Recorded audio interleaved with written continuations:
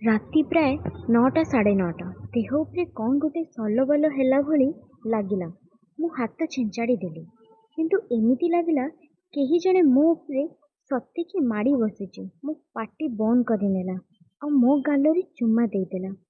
ମୋ ଛାତି ଖାଲି ଉଠୁଥିଲା ପଡ଼ୁଥିଲା। ମୁଁ କିଛି ସମୟ ପାଇଁ କିଛି ଜାଣିପାରିଲିନି। ଚିଲେଇବାକୁ ଇଚ୍ଛା ହେଲେ ବି ପାଟିରେ ହାତ ଦେଇ ଦେଇ କେହି ମୋତେ ଜାବୁଡ଼ି ଧରିଥିବାରୁ ମୁଁ ହଲଚଲ ବି ହେଇପାରୁନଥିଲି। କାନ ପାଖରେ ଟୁପୁ ଟୁପୁ କଥା ହେଲା, ଏମିତି ବାଉଳି ହଅନା। ମୁଁ ପରା ହେମନ୍ତ। ମୋ ନିଶ୍ୱାସ ପ୍ରଶ୍ୱାସରେ ବହୁତ ଅସୁବିଧା ହଉଥିଲା।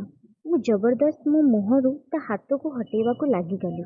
ବହୁତ କଷ୍ଟରେ ହାତ କାଢ଼ିଲା। ଧଇଁ ସଇଁ ହେଇକି ମୁଁ ବସି ପଡ଼ିଲି। ହେମନ୍ତ ସେତେବେଳେ ଆସିକି ମୋତେ ପଛପଟୁ କୁଣ୍ଢେଇ ପକେଇଲା। ମୁଁ ଭିଡ଼ି ଘୁଷାଡ଼ି ହେଲି। ସେ ପୁଣି ଟୁପୁ ଟୁପୁ କି କହିଲା, ଆଲୋ ଚାଲ ଟିକେ ହବା, ଭାରି ମଜା ଲାଗିବା। ଏଇ ରାତିଟା ମୋତେ ଟିକେ ଖୁସି କରିଦେ। ହେମନ୍ତ ମୋ ମାଉସୀ ପୁଅ ଭାଇ। ଏବେ ହେଲେ ଏଡ଼େ ବେଧୁଆ ଯେ ମୋ ଦୁଧରେ ହାତ ମାରି ସାରିଥିଲା। 2 ଦିନ ହେଲା ଆମ ଘରକୁ ଆସିଥିଲା। ମୋତେ ଘୁରି ଘୁରି ଦେଖେ। ମୋତେ ତା ମୁହଁକୁ ଚାହିଁବାକୁ ଲାଜ ଲାଗେ। ତା ନଜରଟା ବହୁତ ଖରାପ। ମୋର ଛାତି ଉପରେ କେତେବେଳେ ଅଣ୍ଟା ତଳକୁ ଦେଖି କ'ଣ ସବୁ ଭାବେ। ଏମିତି କଥା ମୁଁ କାହାକୁ କହିନି, କହିବି ବି କାହାକୁ। ବାପା ବୋଉଙ୍କୁ ଏମିତି କଥା କହିଲେ ଲାଜ କଥା କ'ଣ କହିବି। ବାପା ବୋଉ ଏବେ ଆର ଘରେ ଶୋଇଥିବେ, ପାଟି କଲେ ଉଠିଯିବେ। ଆଉ ଏ ବେଧୁଆମୀ କଥା ଯେ ମୁଁ କେମିତି ମୁହଁରେ ଧରିବି। ମୁଁ ଯେତେ ମନା କଲେ ବି ସେ ମୋର 2 ଫାଳ ଦୁଧକୁ ଧରିକି ଚିପାଚୁପି କଲାଣି। ମୋ ଦେହରେ ଏମିତି ଲାଗିକି ଥିଲା ଯେମିତି ତେଲୁଙ୍ଗୁନି ପୋକ। ଦେହ ସାରା ସଲବଲ ହେଇକି ମୋତେ ଗରମ କରିବାକୁ ଲାଗିଥିଲା। ଏମିତିରେ ମୁଁ ବି hotSexStories.inରେ ଏଇ ସନ୍ଧ୍ୟାବେଳେ ଗପ ପଢ଼ିକି ଆଙ୍ଗୁଳି କରିଥିଲି। ମୋ ବିଆରୁ ରସ ବାହାରିବା ପରେ ଭାତ 2 ଗଣ୍ଡା ଖାଇକି ଶୋଇଛି। ଏଇ ବେଧୁଆଟୁକ ବୋଧେ ଆଜି ରାତି ମୋତେ ନିଶ୍ଚୟ ପେଳିବ। ସେ ମୋ ମୁହଁକୁ ଫିଡ଼ି ନେଲା। ମୋ ଓଠକୁ ହାତରେ ଧରି ରଗଡ଼ି ଦେଲା। ମୁଁ ହଉଥିବା ବେଳେ ତା ଓଠ ଆଣିକି ମୋ ଓଠକୁ ଚୁଷି ଚାଲିଲା। ମୁଁ ପାଟି ବୁଝିଦେଲି। ହେଲେ କୁଆରୀ ଦେହ ଗୋଟେ ଟୋକାର ପ୍ରେମ କ'ଣ କେବେ ମନା ହେଇପାରିବ? ମୁଁ ଟିକେ ପାଟି ମେଲାଉ ମେଲାଉ ସେ ମୋ ପାଟିରେ ତା ଜିଭ ପଶେଇ ଦେଲା। ଖୁବ୍ ଚୁଷିଲା।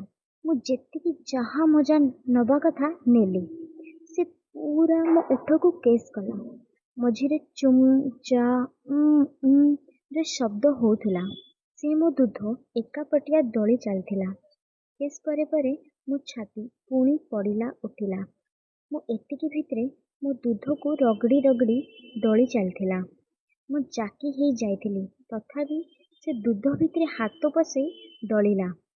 କୁଆରୀ ଦେହଟା ପୁରୁଷ ପିଲାର ଟିକେ ଛୁଆଁରେ ଯେମିତି ଢଳିଯିବା ଭଳି ଲାଗୁଥିଲା। ମୋ ଦେହ କିଛି ଅଂଶ ତାକୁ ଘୋର ବିରୋଧ, ଆଉ କିଛି ଅଂଶ ତା ପ୍ରେମରେ ବୁଡ଼ି ଯିବାକୁ ଇଚ୍ଛା କରୁଥିଲେ।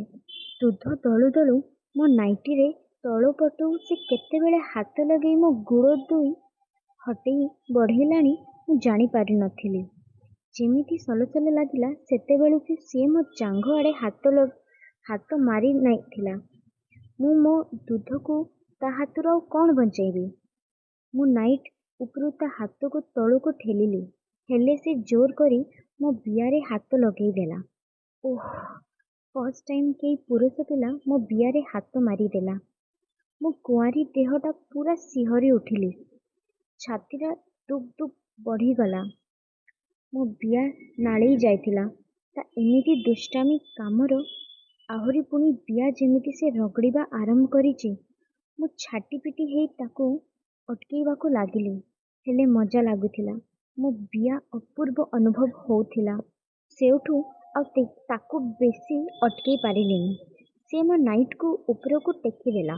ମୋ ଛାତି ଉପରକୁ ଆଉ ବିଆକୁ ଗୋଟେ ହାତରେ ଆଉ ଦୁଧ ଗୋଟେ ହାତରେ ଧରି ଦଳିଲା। ମଜା ଲାଗୁଥିଲା। ତା ସହ ଡର ବି ଲାଗୁଥାଏ। କାଳେ କ'ଣ ହେଇଯିବ। ଆଉ ବେଶୀ ହେଲିନି। ମୋର ସାଉଣ୍ଡରେ ଯଦି ଘର ଲୋକ ଉଠିଯିବେ ମୋ ଗରମ ବିଆକୁ ଆଉ ଶାନ୍ତି ମିଳିବନି। ମୁଁ ଯାହା ହେଲେ ବି ତା ସହ ଗେଇଁ ହେଇଯିବା ବୋଲି ସ୍ଥିର କଲି। ଗିଆଁ ଖାଇବାରେ ମଜା ଆଉ କୋଉଠି ମିଳିଥାନ୍ତା। ହେଲେ ଯଦି ନିଜ ଭାଇ ଗେଇଁବାକୁ ଚାହୁଁଛି କେମିତି ଆଉ ମନା କରିବି। ଏତେ ବାଟ ଆଗେଇଲାଣି ତ ଭାଇ କେଇଦେଲେ ଖୁସିକୁ ଖୁସି ମିଳିବ। ତା ସହ ମୁଁ ଏମିତି ଅଭଦ୍ର କାମ କରୁଛି ବୋଲି ବାହାର କେହି ଜାଣିପାରିବେନି।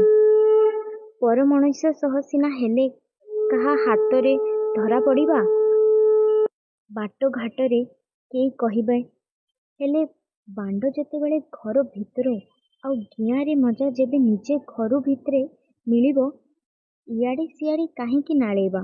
ଘଣ୍ଟାରେ ଟାଏଁ ଟାଏଁ ହେଇ 10ଟା ବାଜିଲାଣି। ଏତିକି ଭିତରେ ହଉ ହଉ କେତେବେଳେ ଗୋଟିଏ ଘଣ୍ଟା ବାଜିଛି କିଛି ଜଣା ପଡ଼ିଲାନି। ଦେହ ଝାଳେଇ ଯାଇଥିଲା। ତାର ବାଣ୍ଡକୁ ସେ ମୋ ଦେହରେ ଲଗେଇ ମଜା ନେଉଥିଲା। ବାଣ୍ଡକୁ ବାହାର କରି ମୋ ଗୋଡ଼ରେ ଘଷିଲା। ପୁଣି ମୋ ଜାଙ୍ଘ ଆଉ ଏବେ ମୋ ବିଆରେ ସଲବଲ କରୁଛି। ମୁଁ ମୋ ହାତରେ କେତେଥର ମୋ ବିଆରେ ଦଉଥିବା ଉତ୍ତେଜନାକୁ ରୋକିବାକୁ ଚେଷ୍ଟା କଲି।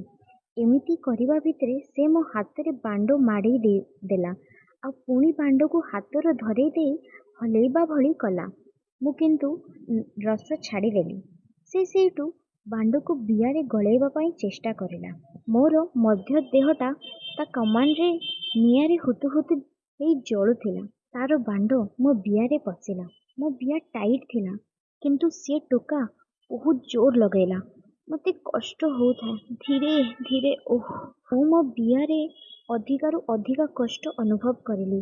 କଷ୍ଟରେ ମୋ ପାଟିରୁ କରି ଜୋର ସାଉଣ୍ଡ ବାହାରି ଆସୁଥିବା ବେଳେ ହେମନ୍ତ ଭାଇ ମୋ ପାଟି ଜାବୁଡ଼ି ଦେଲା ଆଉ ମୋ ଗାଣ୍ଡି ସହ ପୁରା ଦେହ ଚହଳି ଉଠିଲା। ସେ ବାଳ କଷି ବାଣ୍ଡକୁ ମୋ ବିଆ ଗଳେଇ ଦେଇଥିଲା। ପୀଡ଼ା ଯେ ପୀଡ଼ା ହେଲା, ଯେମିତି ବିଆ ଚିରି ହେଇଯାଇଛି। ୟାପରେ ସେ ଟିକେ ରହିଲା ଆଉ ପୁଣି ଜୋର ଲଗାଇ ଭିତରକୁ ବାହାରକୁ କଲା। ମୋ ବିଆ ଯନ୍ତ୍ରଣା ଅନୁଭବ କରି କରି ମୁଁ ନିସ୍ତେଜ ହେଇ ପଡ଼ିଲି। ପୁଣି 5 ମିନିଟ୍ ସେ ମୋର ବିଆ ପେଲିବା ପରେ ମୋତେ ଭଲ ଆରାମ ଲାଗିଲା।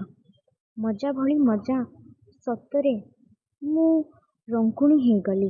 ଟିକେ ପୂର୍ବରୁ ମୁଁ ତାକୁ ପାଖକୁ ଆସିଲେ ବୋଲି ରାଗିଥିଲି, ହେଲେ ସେ ଏମିତି ଡେଇଁଲା, ମୋତେ ବହୁତ ମଜା ଲାଗିଲା।